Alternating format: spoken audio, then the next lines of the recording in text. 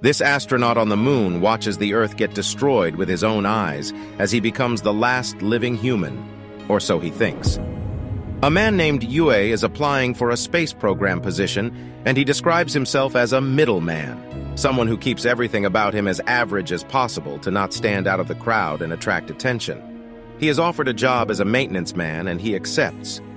The space program is called the United Nations Moon Shield Project, or UNMS, and it has been endorsed by all the governments of the world as a measure against an asteroid called Pi that is going to collide with the Earth in 8 years.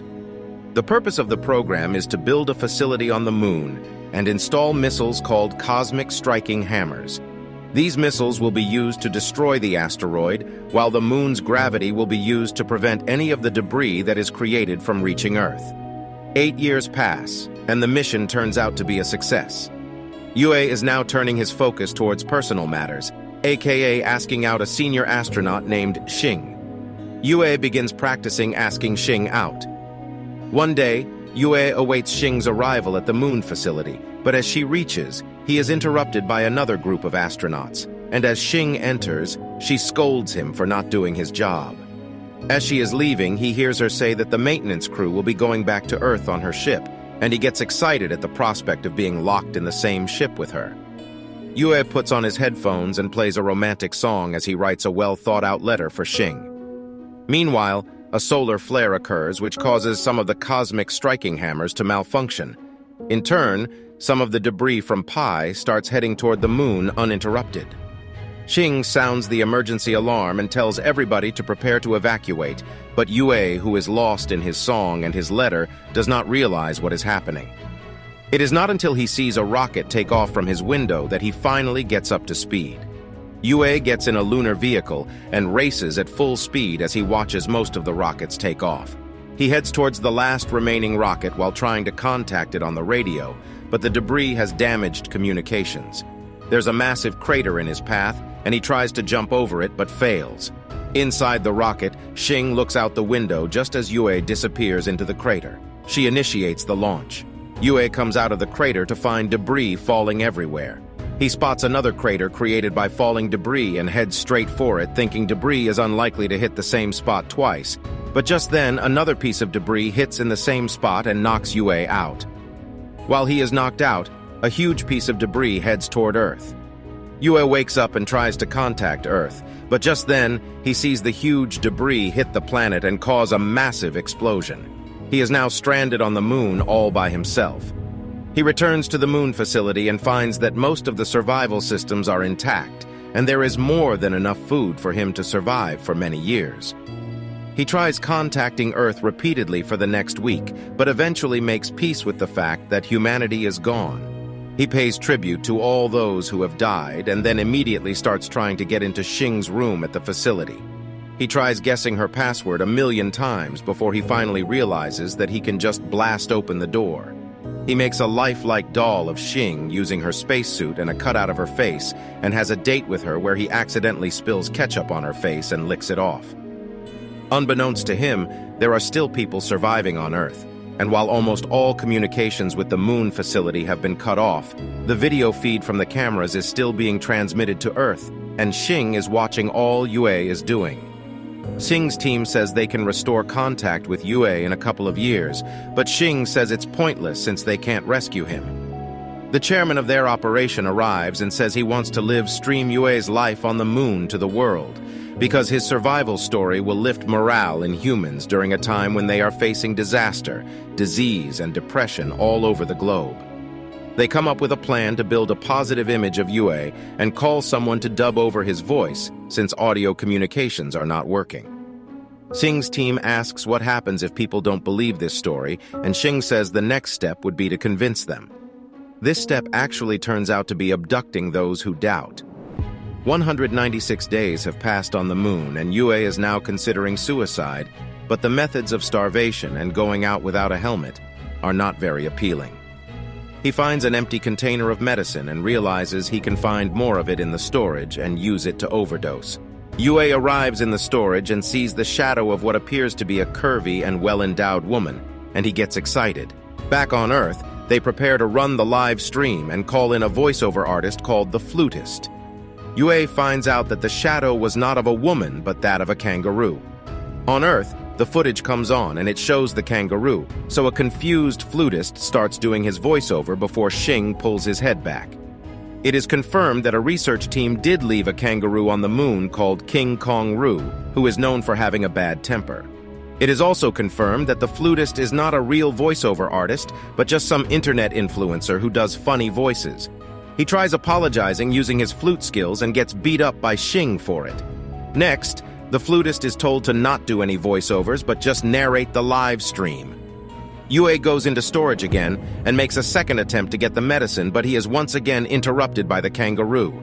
He tries to swing a shovel at him, but in vain. Next, he dresses up as a female kangaroo to seduce King Kong Roo. But this attempt backfires as King Kong Roo tries to make love to him, and his mask comes off in the process, earning him a kick to the chest. The flutist laughs while narrating this, which earns him a kick from Xing. Yue 3D prints a gun and returns to fight King Kong Roo. But during the fight, he gets knocked out. Worried about whether Yue is actually dead, Xing boosts their signal power to the max and tries to contact Yue. Yue hears distorted signals and assumes them to be weak transmissions from Earth, but they are not actually communications from Xing, but rather the result of King Kong Roo's tail touching a circuit board. Yue now thinks that there are people alive on Earth and decides to figure out a way to get back home. Yue goes through the records on the facility computers and finds out that a launcher from Apollo 18 is still on the moon, and he can use it to dock with the lunar space station and go home. Xing says if Yue manages to make it back home, it will be the greatest inspiration for humankind right now. As Yue works on the damaged Apollo launcher, Xing and her team work on getting a dog robot out of debris that is still on the moon, so they can use it to talk to Yue. Xing's team is surprised at how well Yue is working on the Apollo launcher because he's supposed to be just a maintenance man. Turns out he's actually a qualified flight dynamics engineer. They wonder why he accepted the lowly job of maintenance man. Yue discovers that the engine of the Apollo launcher does not have enough power to lift the weight of both him and King Kong Roo, so he tries to ditch King Kong Roo. King Kong Roo catches up to him and makes him regret it. Yue figures out that an early prototype cosmic striking hammer is lying at a different base on the moon, and he can use it to power the Apollo launcher. Back on Earth, everyone is disappointed because trying to get that prototype is a suicide mission. The other base is very far, and Yue's vehicle is solar-powered. Since the sun simply won't stay out long enough for Yue to make the journey, Yue cannot reach the base. Yue sets out on the journey anyway, and Xing can't understand why. It turns out that Yue has thought this plan through. He is going to drive in the opposite direction to the rising sun and chase the sunlight, which will extend his sunlight time significantly, allowing him to make the journey. The trip goes according to plan, and Yue picks up the prototype. People on Earth have been watching the live stream intently, and morale is getting higher. On the way back, unbeknownst to Yue, his vehicle and cart detach, and King Kong Roo is in the cart left behind. Some way down the road, Yue realizes that the cart was decoupled. If he goes back for Roo now, there won't be enough sunlight left for them to reach back to base. He is in a moral dilemma, and the world watches on. For a moment, it looks like he is going to leave Roo behind, but suddenly he decides to turn around and the entire world cheers for this decision. Yue goes back, picks up Roo, and continues on his journey, now racing towards a setting sun. On Earth, Xing says they have to get the robotic dog to Yue by any means necessary, as its batteries could help them run the vehicle and reach base. The sun sets, and the internal batteries of the vehicle start running out, causing the heating system to shut off. Eventually, the batteries run out completely, and Yue and Roo are stranded with limited oxygen. Their last hope is the robotic dog, but it falls into a crater and dies. Yue is fondly reminiscing his memories of Xing when suddenly he notices that Roo follows the light reflection from his mirror.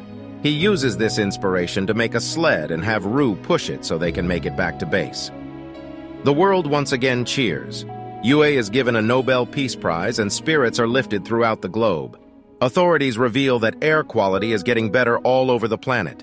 Meanwhile, Yue reaches home and begins working on the prototype. One day, as Yue and Roo fight, Yue notices that Ru touching a circuit board causes distorted transmissions, and he realizes that no one from Earth ever contacted him. He gets depressed. Xing says they have to contact him immediately before he loses hope, but communications aren't up yet. She comes up with a plan where she asks the entire world to point a light source toward the moon.